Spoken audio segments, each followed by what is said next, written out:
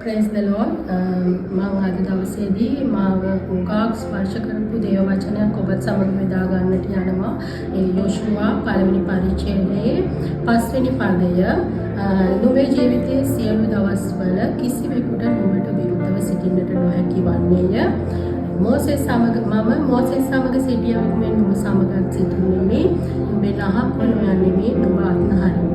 මේ වචනය මගේ ජීවිතයේ උගාක් අවස්ථාවල මා දුර්වල වෙන අවස්ථාවල් වල ඒ වගේම මගේ ජීවිතයේ දුෂ්කර කාලවලදී මම ගොඩාක් දෙවියන් වහන්සේ තුළ ගොඩනැගෙනකොට මේ වචනේ මම පාවිච්චි කරා.